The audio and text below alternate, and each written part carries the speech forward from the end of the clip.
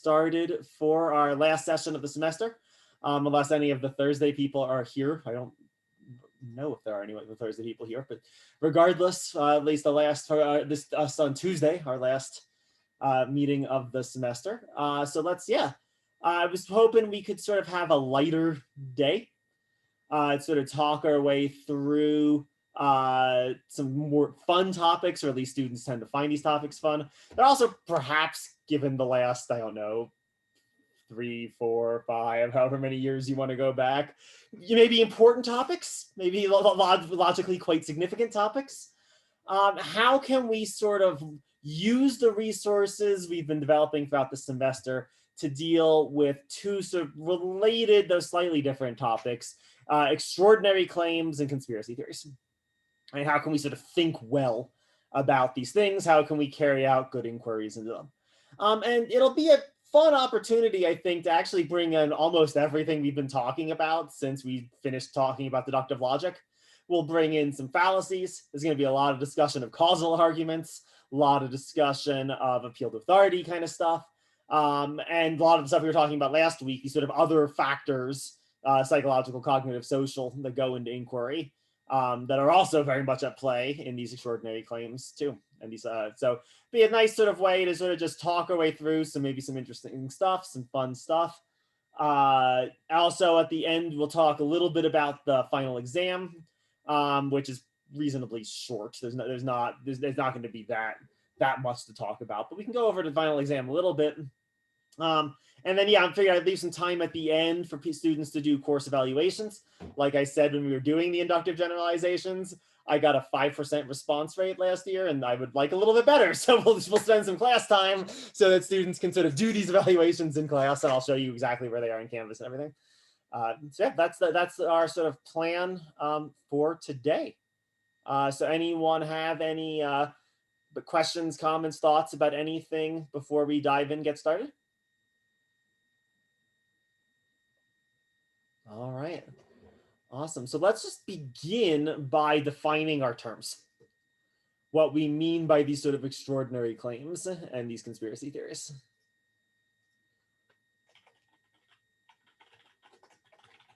Right. People sometimes combine these two, but I think it is important to recognize that there's a logical distinction here.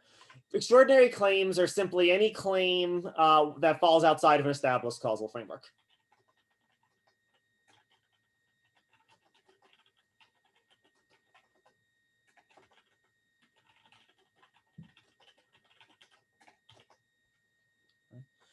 And purposefully so. Right? Not just doing it sort of accidentally, and so committing maybe the questionable cause fallacy or something, but or maybe post hoc fallacy, a claim that's sort of deliberately doing this, that recognizes what they're positing is outside of pre-existing established causal frameworks, but nevertheless they're proposing it anyway because they want to challenge those causal frameworks.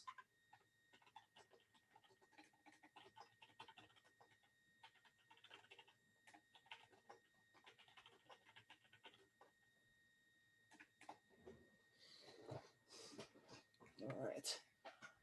And so let's use some examples, just go back, remind ourselves what I mean by these sort of causal frameworks. So if I was to ask you all, why do let's just use this as an example. Why is my stomach hurting right now? Right? You would have we said earlier in the semester, sort of a relatively small range of possible answers that you would look at to try to explain my stomach ache, right? Maybe I ate something that made me sick. Maybe I had some kind of infection, right? Stomach flu or something like that. And maybe I was poisoned. Maybe that fits within the realm of possibility. But you would not suspect that it was because the car backfired, right? That's just not the right kind of thing to explain why stomach aches happen. And we said when we were actually introducing this idea, it's actually really hard to justify why, right? Like, why do you sort of limit the explanation for why I'm having the stomach ache to the range of things that you do? It's not like a clear reason exactly. Like, you could sort of say science says so, quote unquote, but like, I don't know, science hasn't exactly studied the question of whether or not car backfiring causes stomach aches because that's ridiculous. So why would someone study it, right? Like it almost seems like it's a little deeper than that. There are these sort of frameworks that people rely upon to make causal judgments. So an extraordinary claim is something that's deliberately challenging those. So an example of an extraordinary claim in this context would be, my stomach is hurting because of a ghost. Because ghosts exist, they're real. Or maybe my stomach is hurting because I was cursed. Someone placed a curse on me or a hex on me.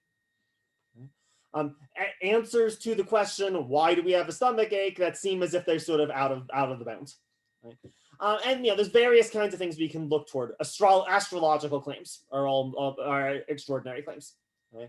I fell in love with this person because our zodiac signs aligned or something. Right? That's an extraordinary claim that's outside the normally established causal framework by which we would establish, romantic relationships. Any kind of paranormal phenomenon, extrasensory perception, things like that would be examples of sort of extraordinary claims. Faith healing, that's an extraordinary claim. Aliens are maybe an extraordinary claim. This is actually an interesting context to sort of see. If I was just like, yeah, it turns out there's some bacterial life living on Mars, that's actually probably not an extraordinary claim. But our theories of how life develops and where life develops are consistent with the possibility of life existing on worlds offside of the planet Earth. So just the sheer existence of aliens, that claim probably isn't extraordinary. The overwhelming majority of astrobiologists think that there probably is life somewhere out there, at least. But if I was to say Earth is being visited by aliens, and those aliens are sort of like flying around in incredibly impossible ships, that probably is an extraordinary claim. Not just because it's positing aliens, that's actually more because of like the ships, weirdly. Any ship that could travel from an alien world to our world basically has to violate physics as we currently understand it. There's basically no way for interstellar travel to take place based on the laws of physics as we understand it, laws of technology as we currently understand. Now, people are pushing. Some of you, if you're into science fiction stuff, you might have seen that last month, a couple papers were published positing that warp drives were physically possible, which is cool. They also required like the entire mass of a solar system. So physically possible, fine. Still pushing things a little bit, right? At the very least, like it's outside of sort of current understandings of engineering, though we couldn't do that now. And so the idea that there are alien visitors, not impossible, but it is indeed violating certain sort of standards of the feasibility of interstellar travel and what various kinds of sort of spaceships are possible.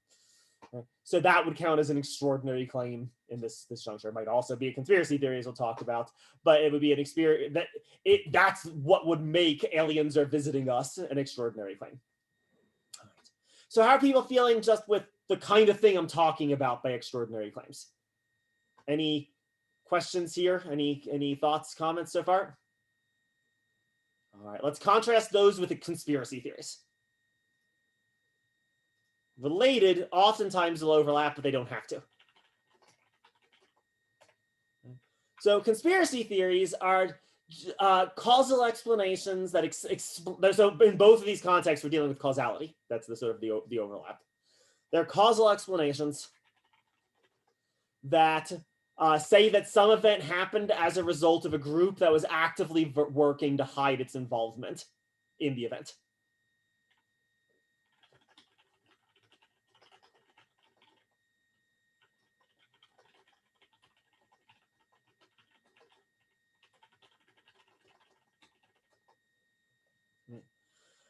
And that's sort of the idea of a conspiracy, right? A conspiracy is a group of people working together to try to hide shit. That's sort of like the simplest way of putting it. Now, are conspiracy theories sometimes true? Well, obviously, literally almost all crimes are conspiracies, actually, based on this definition.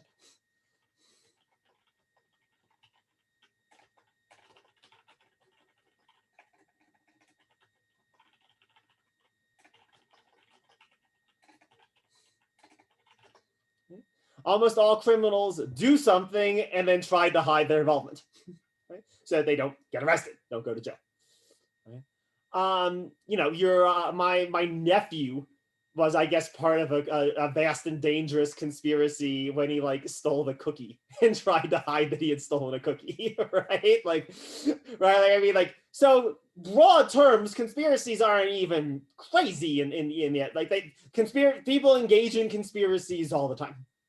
Okay, so let's wait about when we're talking about conspiracy theories in this context, we usually mean more elaborate ones.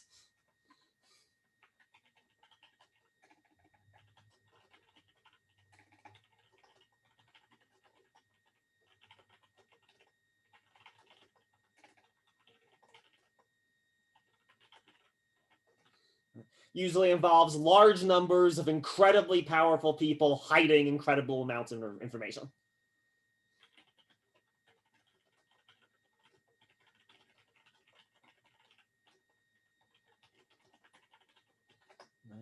That's the sort of more interesting case, I suppose, right? Is where it's these sort of large scale conspiracies. They might involve an extraordinary claim.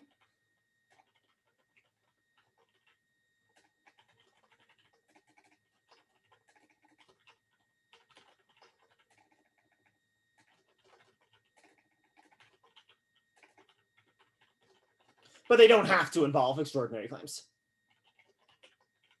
So if you were to suggest aliens are visiting Earth and the government knows about it and is hiding it from us, that would be both an extraordinary claim, because we say again that alien visitation to Earth is outside of established causal frameworks, and it would be a conspiracy theory because the group would be actively working to hide it.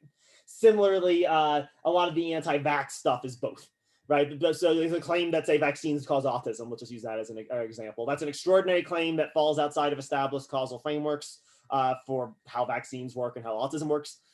There's no link within the established causal theory, so it's an extraordinary claim in that regard. It would also be a conspiracy theory if it was positing that in addition, and doctors know this, but they're hiding it from us. They're keeping it from us, right? So a large group of people using a great deal of resources to hide evidence, right? And so, therefore, frequently, in some sense, the conspiracy is going to benefit from hiding the extraordinary claim or hiding the truth of the extraordinary claim.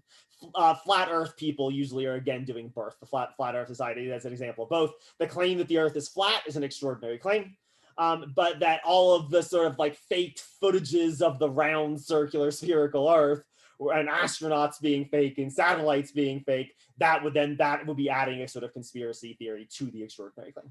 You can also have conspiracy theories, though, that don't involve extraordinary claims at all. This is one that was indeed a true story. The Gulf of Tonkin, a U.S. military ship that was sunk in the Gulf of Tonkin in the 1960s was actually sunk by the U.S. government, not by the North Vietnamese. That was a conspiracy theory claiming that the U.S. government was making it look like the North Vietnamese had sunk a vessel to justify or further the Vietnam War. But there's no extraordinary claim there. That's the kind of thing, that's the kind of thing that everyone agrees that governments are capable of doing, is blowing up boats. And there's an example of actually a conspiracy theory that turned out to be true. Indeed, it was the case that the U.S. government had falsified the sinking of a U.S. naval ship to try to further support for the Vietnamese War. War in Vietnam. So all conspiracy theories are not false. As you've said, every criminal is kind of, or at least most criminals, most of you could say smart criminals, good criminals, are trying to hide their evidence, right? So conspiracies happen all the time. Similarly, extraordinary claims sometimes turn out to be correct. Almost everything scientists currently believe to be true would have been an extraordinary claim in the year 1500. Almost every single piece of it. Right? Things that would have fallen outside of the frameworks by which people in 1500 would have used to navigate the world. Let's just use an example. The idea that sickness is caused by really, really tiny stuff that you can't even see. Bacteria, viruses. 1850 is the first time that view was given any kind of serious credence. With cholera, it was actually trying to figure out what the cause of cholera was. And the closest they got there is that cholera seems to be caused by poop being in the water supply. But of course, that's not right, because it's not the poop, it's the bacteria in the poop. that is the cause of the cholera, right? But in 1500s, all of that would have sounded crazy. What do you mean there's a bunch of really, really tiny life forms that I can't even see crawling in my stomach, and that's why my stomach hurts? You're not. We all know it's a demon. Right? Or we all know it's an imbalance in my humors. Right? Those scientific claims would have at that time been extraordinary. Right? Einstein's theory of general relativity was an extraordinary claim. It violated Newtonian mechanics, right? And yet it proved itself the right one, and so science changed its mind.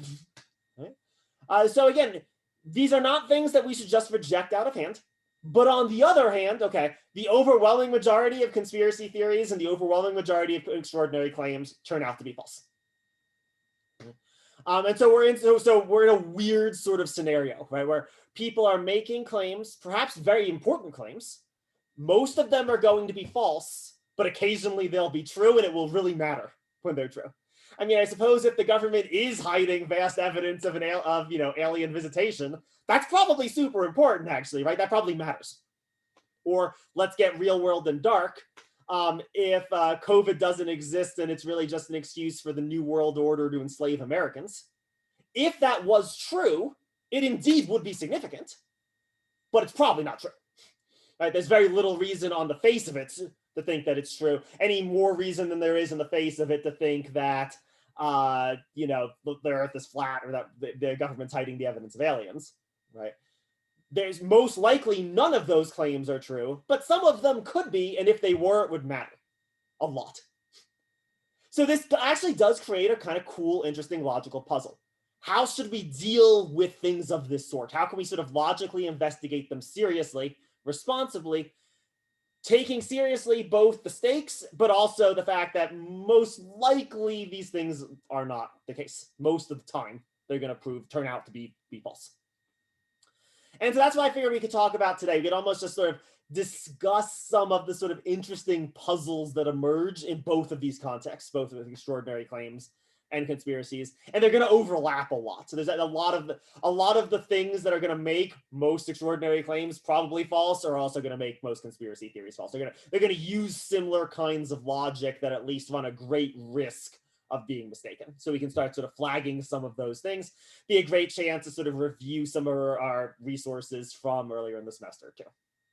So, all right, that's what I was thinking we'd do for the next little bit. Anyone have anything anyone wants to ask or just talk about? I mean, the goal for today is to be chatty. This is not supposed to be like me lecturing day exactly. So like anything anyone wants to be chatty with, like I said. I mean, yeah.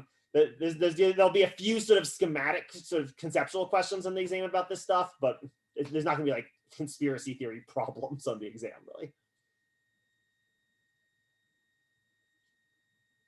All right, then let's look at the extraordinary claims first. We'll start there. All right. So here are some things that we should be on guard with when we're seeing extraordinary claims. So first, we have to be on guard of what's called pseudoscientific accounts. All right. So pseudoscientific accounts go back to our appeal to authority arguments. Right? We stated when we were doing appeal to authority stuff that we should expect our experts to be able to give us sort of non-technical kinds of explanations of their theories, right? So when again, if any of you are in the science, probably at some point in your life, you went on the YouTube and was like, hey, general relativity, what's all that about? What makes Einstein so cool? And someone probably you put a bowling ball in a bed to explain gravity thing, right? You probably saw something like that. And that was kind of giving you a metaphor or an image to have some idea of what Einstein means by curvatures in space-time. Right, or that gravity is a space-time curvature. All right. We also said that strictly speaking, those kind of like accounts aren't actually right, right? That actually general relativity has nothing to do with a bowling ball in a bed, really, right? But it's a kind of metaphor that you can help you do without you having to be an expert yourself. I also said that there's a real danger here, though, of assuming that just because you know these sort of like common sensey kind of explanations that you're an expert yourself. There was also the danger, and this is the pseudoscience danger, of thinking that anyone who can give a really simple explanation, that they know what they're talking about, that they're an expert. And that's the danger sort of pseudoscience. Pseudoscience are things that can present, or individuals that present themselves as experts,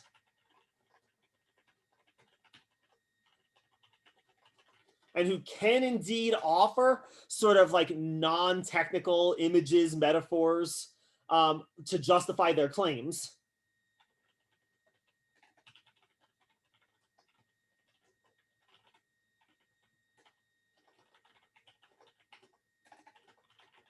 And so they sound like scientists, right? They sound like, to us non-experts, they sound like scientists.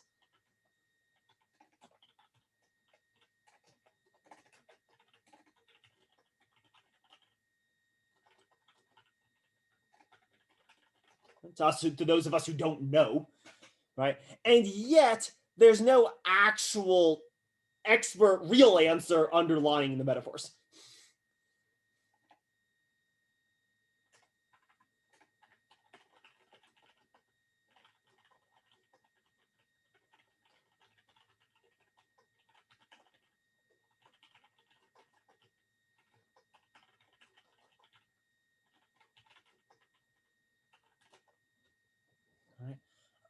And so frequently you'll see sort of hints of this where people will start using sort of science words. These are a couple science words you should always be deeply suspicious when you hear. Energy. The word energy has a very specific technical meaning in physics. It has nothing to do with any of the stuff like chakras or like flow of things throughout your body. Like energy is a technical term, right? Similarly, relativity, this is a technical term. Anything that has anything to do with quantum mechanics,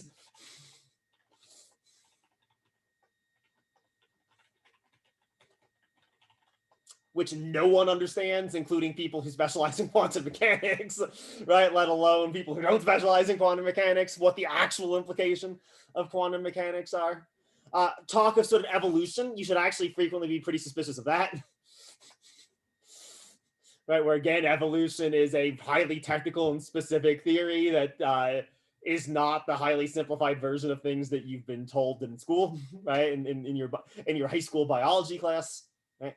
When you encounter explanations that rely upon things like this, you should be suspicious if what's being posited is these terms, these explanations in the use of an extraordinary claim. Because the whole point of something being an extraordinary claim is it's outside of what has been scientifically established. If scientists agreed, it's no longer an extraordinary claim. If it turns out that, so let's use an example of this. So if I was to say to you, hey, rocks are conscious, I think you'd say, hey, that sounds like an extraordinary claim. Right? That sounds as if that claim is outside the scope of established causal theories. Okay. Well, actually, okay, not actually is overstating a little bit. Increasingly over the last 5 years, I've noticed a lot of scientists have grown utterly perplexed by their inability to explain consciousness. And increasingly, they are moving toward an idea called panpsychism to explain consciousness. Panpsychism is the view that everything is conscious to some minimal extent. And I'm seeing this view gaining increasing legitimacy in legitimate scientific circles. If everyone becomes persuaded and this indeed becomes the best available explanation according to the experts, guess what? Rocks being conscious is no longer an extraordinary claim. Right? What makes it an extraordinary claim now is that it falls outside of established scientific orthodoxy. If scientists are persuaded that it's correct, guess what? Now the rest of us are the ones who are going to need to reevaluate our claim of what's extraordinary and what's not. So people sort of using science-sounding language to justify things that scientists don't accept, that should make you suspicious. You see this a lot in context of things like ESP, or extrasensory perception, where you'll have people who sort of like proffer themselves as sort of like experts, and they'll talk about things like EM waves and Gestalt fields and a lot of like sciencey sounding stuff, right? And yet, if their claims were as supported by sort of science as they're making it seem, they would no longer be extraordinary claims. They would be accepted claims. So that's one thing to be suspicious of. Be suspicious of the sort of the danger of pseudoscience. And again, remember, we talked about this earlier. Always ask yourself what the person is selling you when they're selling you something.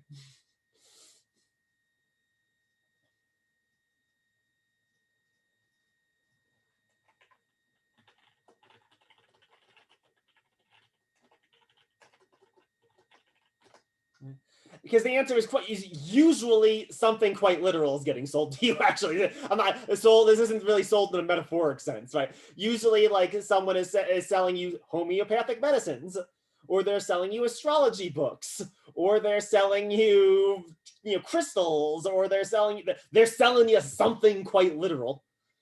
Right? They are benefiting by the sort of. I mean, the term pseudoscientist. I think it was first used, as far as I know, in the 1850s. There are people who would go to homesteaders. They were literally snake oil salesmen. You probably heard that term. They were people who were literally people selling snake oil. And they would go into these sort of old Western towns, I guess New Western at the time, towns, and where like people didn't have access to doctors maybe, and they do their little song and dance. They'd sell and it would literally just be like some food color in a bottle, right? But they could tell the story. Oh, this is from a rare snake in the Himalayas, and the venom counteracts. It's just like the homeopathic stuff people sell now, right? And they're selling something. Their literal stated purpose is to get you to buy the product. So keep that in mind. Be mindful of that in the course of these analyses. All right, how are we doing so far? Good pseudoscience. Questions there? All right. Next up, with extraordinary claims. Next thing to sort of be on guard for. Frequently, extraordinary claims are not falsifiable.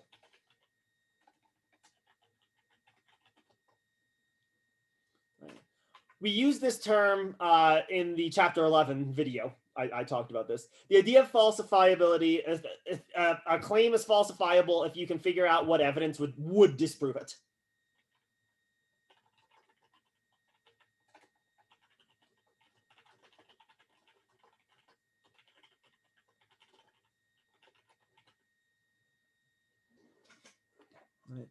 Which doesn't necessarily mean to say that you need to actually disprove it, right? But if I was to say, I theorize that there's a ghost in my basement, I should be able to say, if my belief is rational, what could get me to change my mind about there being a ghost in my basement, right?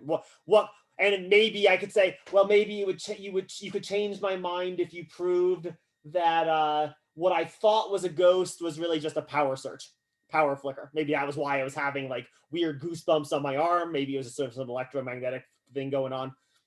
But that would persuade me that it's not really a ghost.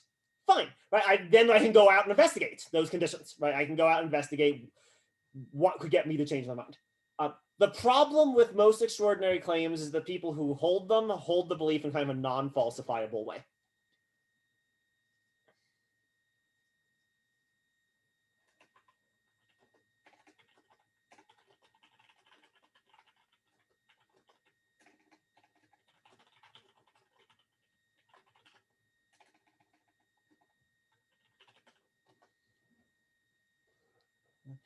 And so if I'm right in this claim, so my claim is that if our beliefs are rational, they should be falsifiable. Why? Let me try to justify that claim real fast.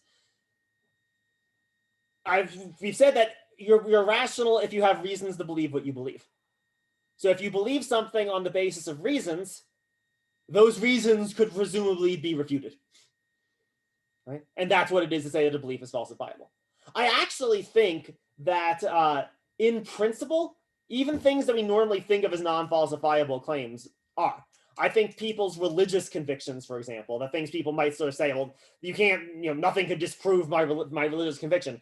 That actually doesn't seem to be true. Things disprove people's religious faiths all the time when they leave the religion. So something happens, right? And indeed, there was some sort of evidence, some sort of reason, right, why people often, in fact, hold such things. Right? I take philosophy of religion with me. We go into this in great length. There's a lot, different ways this sort of gets talked about. Okay.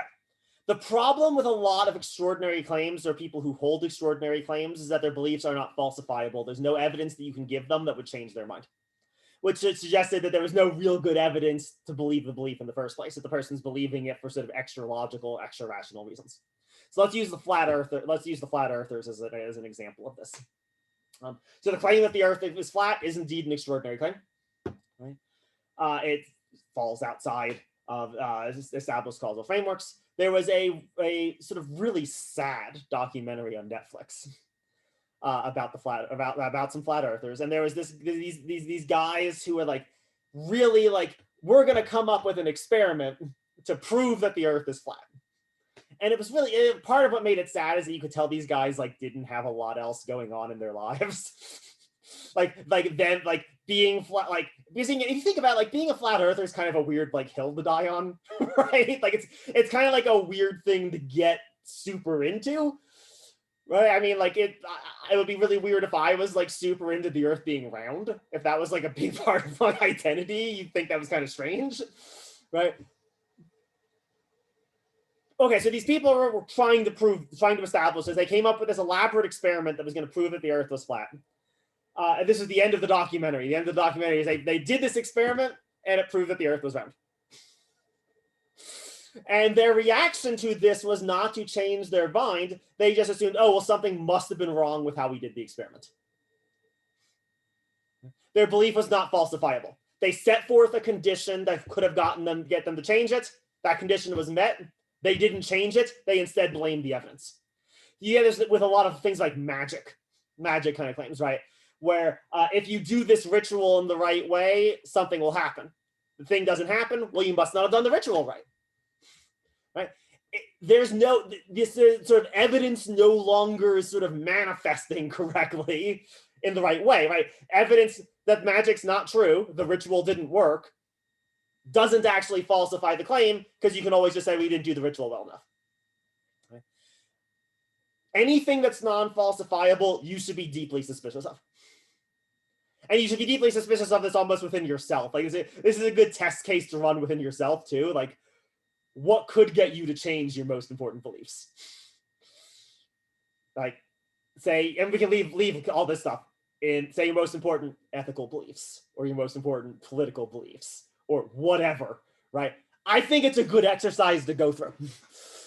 What actually could get you to change your mind? That's a good way of ensuring that you are indeed acting on the basis of reasons and evidence. Something to sort of look for.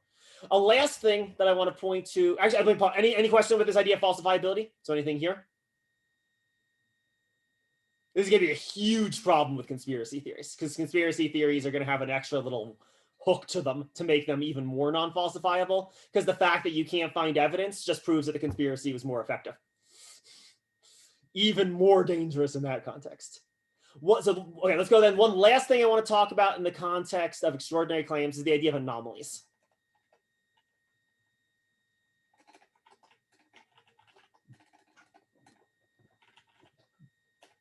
Right. So an anomaly is some piece of evidence or data that does not fit within an established theory, scientific or otherwise causal theory.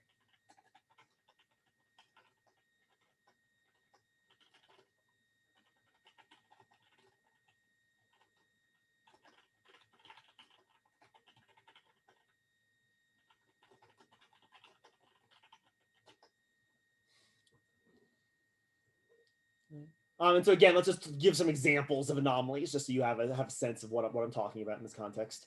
An anomaly is so here. Again, let's use a real world example. So you might have heard about this if any of you are taking some sort of advanced psychology classes, because this is a fund that frequently gets used. There actually is very, very tiny but real evidence for some like weird psychic shit.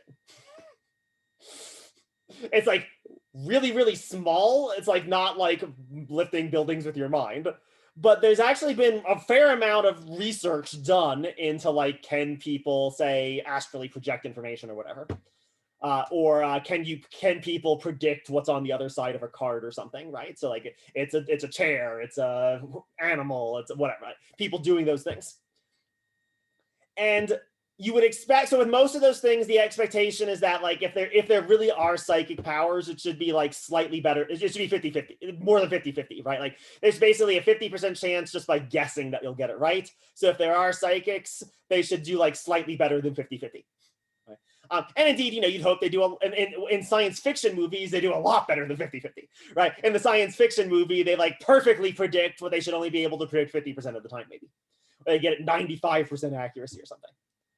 In a lot of these sort of like experiments that have been done, there's like a 51, it's like 51-49. There are people who get it right like slightly more than 50% of the time. And it's happened enough that it's sort of statistically significant. It could still just be a random fluctuation, but it's getting ever increasingly unlikely that it's just a random fluctuation. And yet it's also really, it's like a 1%. We call that 1% an anomaly. Right? That 1% doesn't quite fit in with our expectations for how the experiment should have gone based on our pre-existing theories. Similarly, this was the anomaly that actually led to general relativity. Based on Newton's theory of gravity, Mercury's orbit was just a little bit wrong. It wasn't wrong by a lot. Like it wasn't like it was like Mercury should have been like around Jupiter or something. It was just like Mercury's orbit was just a smidge off. It's just a smidge not like the theory said it should be. There's actually still to this day a current problem with this, with Neptune's orbit. Neptune's orbit is a little bit off, and we don't know exactly why. It doesn't exactly seem to be what we would predict it would be. Those are anomalies. Those are pieces of information, pieces of evidence that don't quite neatly fit into our established theories. Right. So then, what should we do with anomalies? We should try to figure out what to do with them. We should try to figure out what their cause is, right? And so for the 1% or whatever, there's some thought that maybe the people who are asking the questions were like slightly giving things away. Maybe that, and so that can be investigated. We can investigate if that's true. Maybe rerun the experiments in a different way, such that maybe you can't see people's faces. See, does that clear up the anomaly? Right.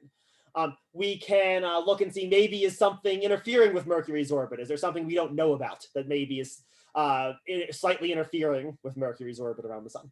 Or we could look at same thing with Neptune. Maybe we should look for a 10th planet. Maybe there's a 10th planet out there that's maybe not that big, but subtly exerting force on Neptune. Maybe that's why Neptune's orbit is a little bit off. So that's one thing we can do. Right? We can try to resolve the anomaly. It sometimes will happen, though, that we'll increasingly find more and more anomalies. Right? More and more things that are a little bit off, and then we sort of have a bit more of a choice. We have to decide, should we just look for almost spackle? Should we try to spackle over the anomalies, find things to sort of deal with them? Or do these anomalies suggest a more fundamental problem with our theory? That was what happened with Einstein's theory of general relativity. Basically, there were a whole host, and not just the one I gave, there's a whole host of little anomalies about basically how light worked. There's a whole bunch of just little tiny things about how light worked that did not fit. There were enough of these anomalies, and they weren't going away, such that when Einstein said, hey, I've got a brand new way of conceptualizing this shit, people were open to it because there were indeed anomalies, and his theory explained them. His theory could account for those anomalies. And that would be an example of his extraordinary claim, curvatures in spacetime, becoming accepted, no longer an extraordinary claim, becoming accepted. Why? Because it could deal with the anomalies. Same thing happened with Copernicus. Basically, the earlier model of the universe is that the Earth was in the center and everything revolved around the Earth. It fit the data, except for some anomalies. Right? And then Copernicus comes along. His explanation that the sun is in the center of the universe also fit the data, had less anomalies. Right? Where things frequently go wrong with extraordinary claims, they're usually are frequently posited as a way of accounting for anomalies.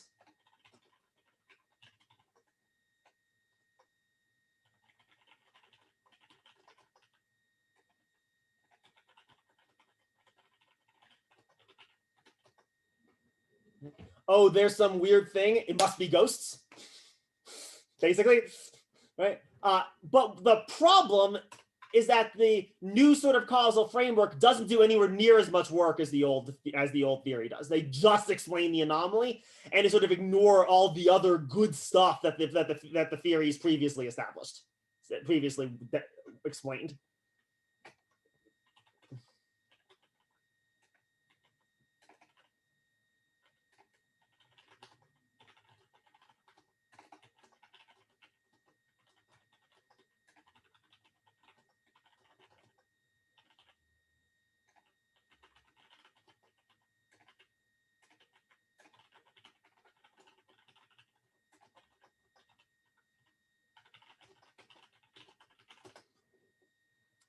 It's something tailored to just explain the anomaly and not explain all the other stuff that Newton's theory does really well. Right? That's why Einstein was very careful to be like, yeah, here's the part of Newton we need to keep. Here's the part of Newton we need to drop. It was a total real theory, not, oh my, I have some goosebumps, it must be ghosts. Right? The ghosts explain the goosebumps, but they don't explain anything else. Right? And they sort of break a lot of other parts of science and don't fix it, don't put anything in its place. So those are things I would say that it's good to be on guard against in the context of looking at these extraordinary claims. How are we doing? Are people doing good with all this? Any questions, thoughts? A lot of the same issues are at play with conspiracy theories, so we'll be able to go a little bit faster through them. Because basically conspiracy theories are going to run into all of the same problems and a few new ones, a few sort of new additional issues.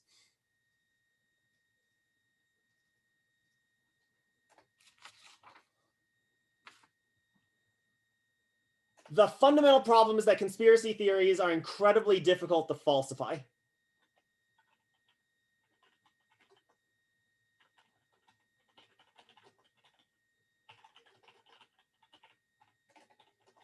And on top of it, they usually have very little reason to entertain them in the first place.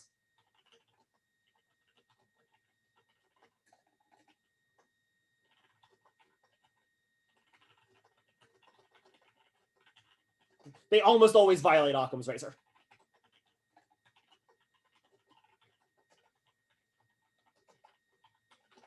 Right, so think back again to the causal discussions. Right? It's the sort of the combo of these that make conspiracy theories, in a lot of cases, really dangerous. Right? Why people can sort of seemingly get trapped in them. I have a friend, my best friend from college, it's been quite unsettling, has fallen down some what seemed to me to be some pretty dark rabbit holes with these things. And it's sort of the double, it's sort of the double effect. Right? There is no good reason to hold the conspiracy theory in the first place, but once you start, you're not going to get out of it. So it's a view you adopt for poor reasons and then can't get diswedged from or dislodged from once you're sort of into it. That's sort of the double danger here. And again, so at least like while we're analyzing these kinds of claims, we need to be on guard against these dangers, against how these things can sort of become kind of traps. So let's start with the Occam's razor portion of this, why there's very little reason usually to hold the conspiracy theory in the first place. One, conspiracies by their very nature are incredibly complicated explanations.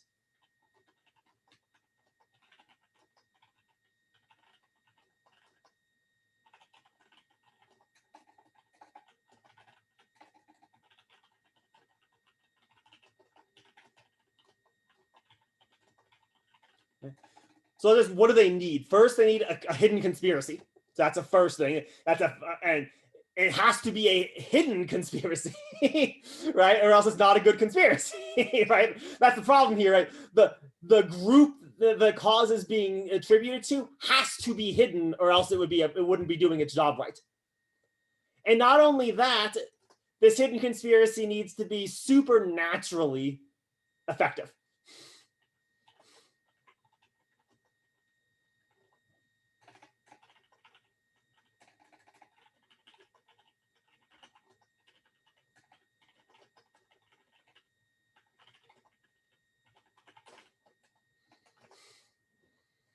I don't mean supernaturally here literally, putting quotes, but they need to be more effective than we see, say, governmental agencies normally being.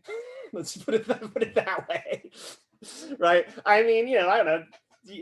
Do you all ever like look at what the government does? It doesn't usually strike me as a well-run ship of secrets. So stuff seems like it's getting leaked all the time. Right? And indeed, yeah, go ahead, Tim. Is that kind of like the vaccinations cause autism, but the doctors are hiding it from us? The amount of doctors that would need to be in on that conspiracy is so large that it would be improbable that they could actually hold that secret. And not only because not only them, but the politician, the regulators also would need to be in on it, and the mainstream news media has to be in on it, and yada yada yada. Right, like, but yeah, that's exactly it. Like the number of people who would have to be involved and all really good at not blabbing on Facebook kind of defies belief, right? I mean, you all go on Twitter. People seem to have a hard time not saying stupid shit on Twitter. The number of tweets that people post and then get taken down within an hour of someone being like, "Ooh, that was a bad idea."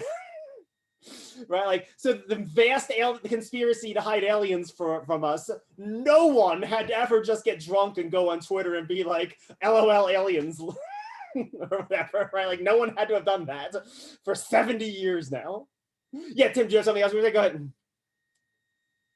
I was just gonna say that one accidental text, like we've all texted the wrong person, Yeah, like some kind of information. That one wrong text, the wrong person, or the tweet, the drunken tweet. Yeah. Yeah, someone who thought it was a DM and accidentally tweets out like, "Get ready for the white genocide today, yo."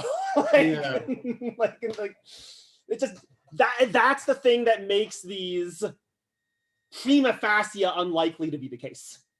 That is this violation of Occam's razor. Now, if there is indeed overwhelming evidence to support the existence of it, fine.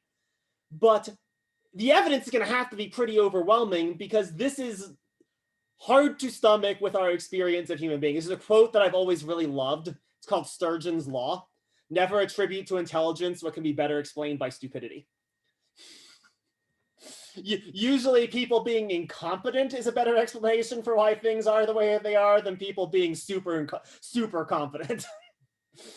It could just be the case that people are kind of dumb and that's why things suck, rather than things being things sucking because someone carefully worked to make them suck.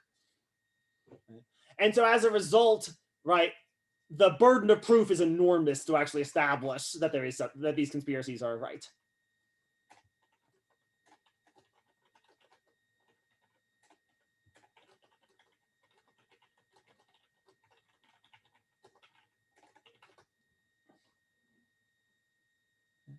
And so it's therefore on the person advancing the conspiracy theory to offer that evidence.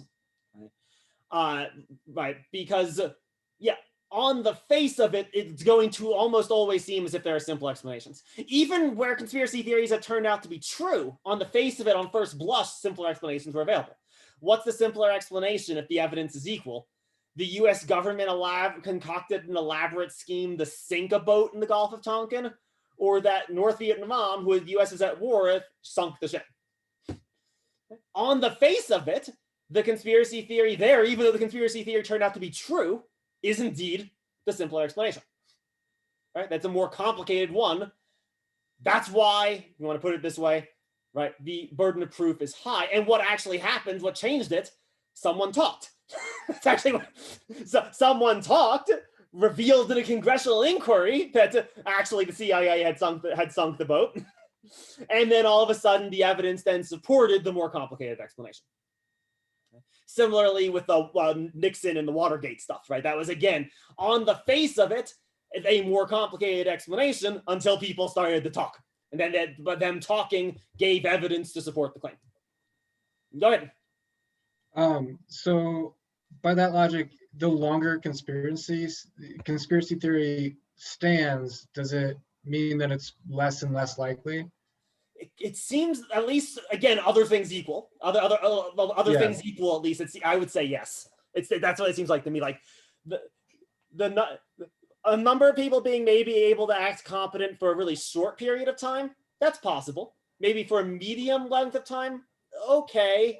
50 years, now we're at multiple generations of people. 100 years, it just gets more and more implausible the longer it runs. I think that's right. Again, other things equal, though. Maybe some evidence could explain it, but other things equal, at least, it does seem as if it becomes less and less plausible the longer the conspiracy is supposed to run. How are we doing with this first bit? All right, I want to go for about 10 more minutes, so we should be good. Let's go down to the second bits. Right? Why are these things so hard to disprove? First of all, conspiracy theories also rely upon anomalies.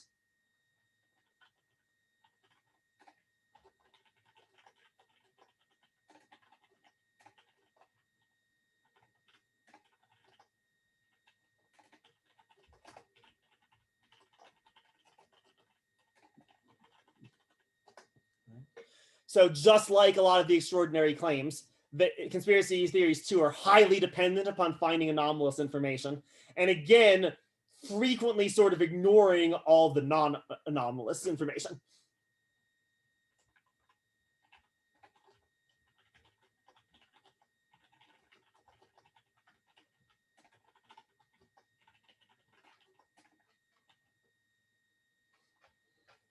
So there's a kind of confirmation bias.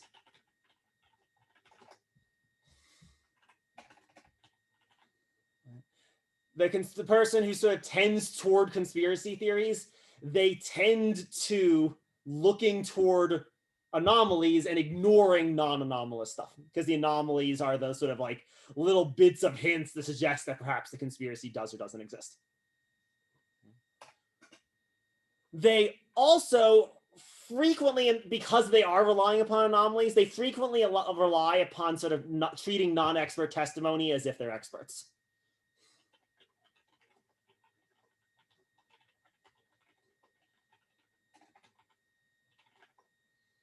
And this takes a couple different forms. So first, right, it uses conspiracy theories almost always use eyewitness testimony and just take it at face value. Take that eyewitness testimony sort of at its word.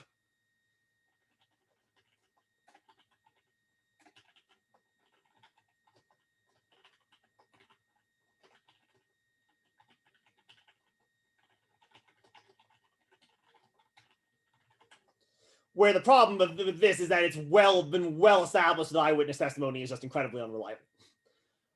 People just don't remember things as well as they think they remember things. And so you see this a lot in like the 9/11 conspiracy theory stuff that the book was talking about. A lot of times you'll see like someone being like, well, I saw a cruise missile hit the State Department. And someone's just like, see, the government's lying because this person made this claim. But it's possible, of course, that the person who is making the claim is lying. Or it's also possible just that they're wrong. Eyewitness testimony just frequently gets things really wrong. This has been well demonstrated by psychological studies. The other sort of danger here is that people tend to take people who might indeed be experts in a field, but who hold sort of divergent or minority views within a field to justify the claim as well.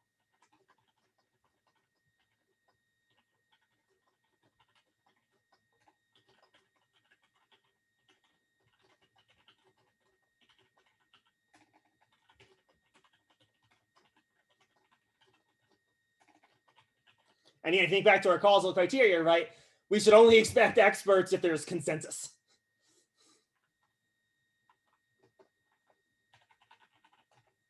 Again, this comes up in the context of a lot of the 9/11 conspiracies. There are indeed some engineers who suggest that it is impossible for the trade towers to have to have collapsed in the way that they did as a result of the things. But the overwhelming majority of engineers think it is possible. Right? Don't have a problem with it. Right? And so by holding sort of the fringe view, and again, that's not a problem, who knows who's right, right? We'd have to be engineers ourselves to figure out who's right. But by sort of hyping up the sort of testimony of someone who isn't holding a minority or divergent view, it's an appeal to a false authority.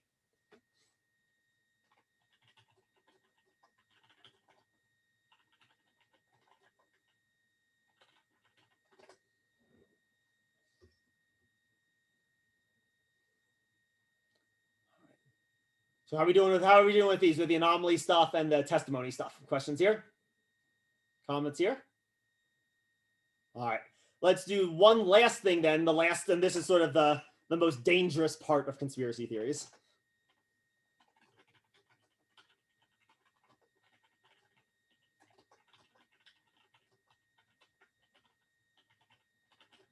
The logic that governs conspiracy theories is in principle non-falsifiable, and that's what makes them so hard to deal with. Suppose you find evidence that the theory is false.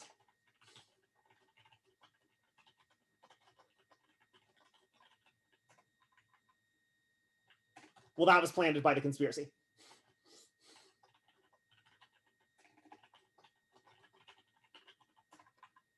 Suppose you find evidence that the conspiracy that the theory is true.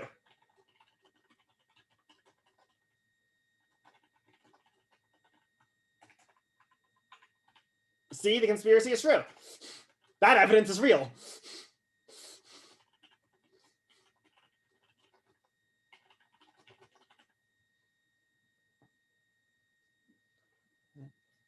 It's actually kind of a circular argument, in other words. A weird kind of circular argument, to be clear, not a traditional one, but it's like a weird kind of a circular argument. Why think that the conspiracy theory is true? Because it's true.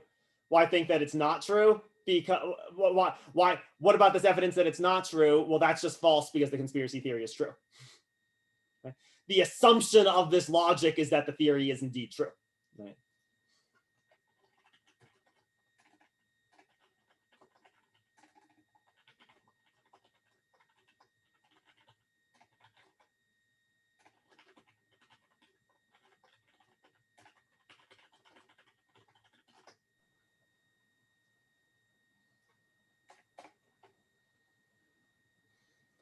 And this is the thing that actually makes them conspiracy theories sometimes get kind of cult-like.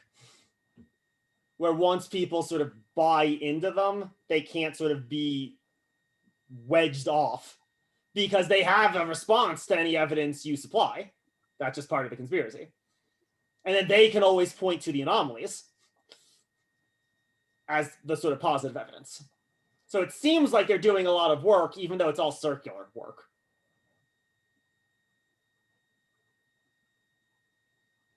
Was there a hand up that I see for a second? Oh, Tim, go ahead. Yeah. So is that kind of like if you look at a courtroom, because crimes are conspiracies, right? Mm-hmm. An innocent man is on trial for murder. Someone else's fingerprints were found on the crime scene. The innocent man must have planted those fingerprints to throw everyone off of track. Is that kind of like where this gets into that circular argument in like a real world situation? Exactly. And if you try to advance that argument in a court, a judge would not let you unless you could actually present evidence that that was true. Yeah. That's the same. Yeah. It's illogical, but it can support the argument that he still did it. Right. Exactly. Yeah. And that's why, again, like the judge wouldn't allow a prosecutor to present that. He's like, nope, that is that logic not acceptable unless you can show evidence indeed that happened. And that's the thing. People usually don't actually say how the conspiracy supposedly did this.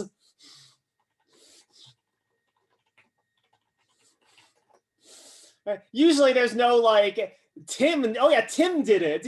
He went down to the falsifying evidence lab and falsified up some evidence and then just sprinkled it in or whatever, right? And here's like the receipt or whatever, or here's the video of Tim. Like, again, fine, that's fine. That would be fine if you actually had evidence to support it, right? But the claim is just in general, well, you know, your evidence that I'm wrong, that was just put there by the conspiracy. I don't have to justify why.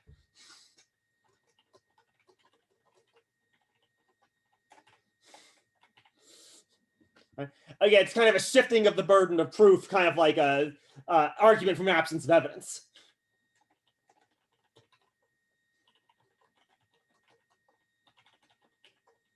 And yeah, like the trial you're describing, I think we would say, yeah, the prosecutor in that case would indeed be committing the absence of evidence fallacy. Unless they themselves had evidence to support the claim.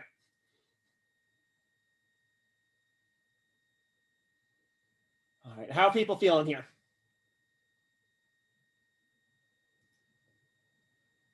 The thing to note in all of these cases is that the reason people are holding these claims usually are because of those other psychological, cognitive, or social factors. Right? People who are flat earthers mostly because it's a community that they sort of feel as if they can belong to. Okay? And so therefore we're talking groupthink, we're talking about inside the box thinking. Okay? So same thing with QAnon. The evidence of this with QAnon, it seems to be predominantly just a social movement. It just like, it's frequently people who sort of are feeling left out of things, a community in which they can find themselves. Right? Same thing with people who really, really want there to be aliens. I would really love it if there were aliens too, right? Yet that the fact that I would really like for there to be aliens is not evidence that there are aliens, right? No matter how deeply I sort of would like it, how deeply I cling to the view. A lot of this stuff people seem to hold because it fits their view about the world better. Right? It just sort of fits how they sort of see things. If you don't trust doctors, you're going to, of course, they're hiding evidence then that vaccines cause autism. Not because you have evidence, but because that sort of fits other things you already believe, right? Or other things that groups you're a part of believe. If you don't trust the government, of course, there's a vast government conspiracy to do God knows what, because you already don't trust the government. And so on down the line, whatever group, wherever the conspiracy is being located, if you don't like that group, of course they're conspiring to do something dark, right? Or if you're not satisfied with, if you're scared about what happens after death, of course there are ghosts, right? Of course, death isn't it. Death isn't the answer. None of that is, but again, none of that is to say that any specific extraordinary claim is false or that any particular conspiracy theory is false. It's just we really need to be more careful even than usual when we're approaching this kind of argument, because they both contain traps that can get you sort of trapped in an irrational pattern of thinking and think you're being rational. This is actually like a pretty scary chain of logic, I think. This is because, like, it seems if you don't catch the mistake, if you don't catch the fallacies, this actually seems like you're the one being rational. You're the one who can explain everything, right? Even though, again, it's just fallacies, right? The only reason you can explain everything is because you're committing two fallacies, right? Via circular arguments, sure, you can prove anything you want, right? But it seems as if you're the one presenting the good evidence. So there's a danger with all of these things. They're fun to talk about too, so that's why I thought we'd end the semester with them. But there is real danger with them too. So yeah, I hope, was this interesting? Was this fun? Fun enough anyway. So yeah, okay, so let's start winding down for the end of the semester then. First of all, I want to thank you all for the work you've put in this semester. It's a super weird semester in so many different ways, bouncing back and forth between different modalities and everything. So I thank you all for your flexibility, the hard work you put in going with stuff. The final exam, maybe as a nice little treat, it's gonna be pretty short. It's pretty much gonna be chapter 11 stuff. There'll be like, I might ask you like, what does falsifiability mean or something? What's an anomaly? I guess it's sort of just kind of a broad conceptual question based on the stuff we were talking about today. But almost all of it's gonna be problems based on chapter 11. The only sense in which it is cumulative is you need to know all the fallacies that we've talked about throughout the semester. That's it. Again, if you go to the post-class activity for this week, you'll find a list of all the fallacies that are fair game for the exam. So make sure you sort of know all those. Other than that, it's not really going to be cumulative at all. You're going to be asked to identify the various kinds of biases where they occur, give a brief explanation as to why. And the other problem is going to be figure out what fallacy is the argument committing, what bias is motivating it, how would you respond to it? Okay? So just like those problems on the in-class activity we did last week. So that's pretty much will be it for that semester. I'll hold my office hours as normal through Monday. I won't plan on holding them on Wednesday because your final exams are due on Wednesday. So I'm assuming people are sort of past the point of coming to office hours. But I can make appointments if anyone wants to make any appointment either Tuesday or Wednesday of next week. The final exam, is that going to be at a specific time, or is that You'll have 2 days. So it'll be basically just like the previous exams. You'll have all of Tuesday and Wednesday to work on it. Okay. But just remember, there'll be a same, so basically exact same format. There'll be a time limit. Within that time limit, you can start it anywhere within that two-day block. Okay, cool. I just had a time conflict, so I just want to make sure. Yeah, you should have enough flexibility to work around it. But if anyone does run into an issue and they'd like to take it a little bit early or a little bit later because of some conflict, that wouldn't be a big deal. So just let me know. But yeah. Awesome. Any other questions on the exam? All right.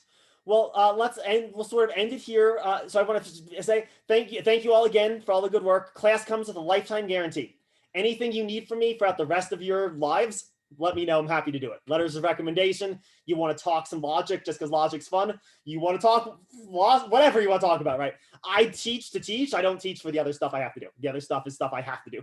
This is the stuff that I get to do. So you're not going to be bothering me. Don't hesitate to let me know what it is you need, what I can do for you going forward.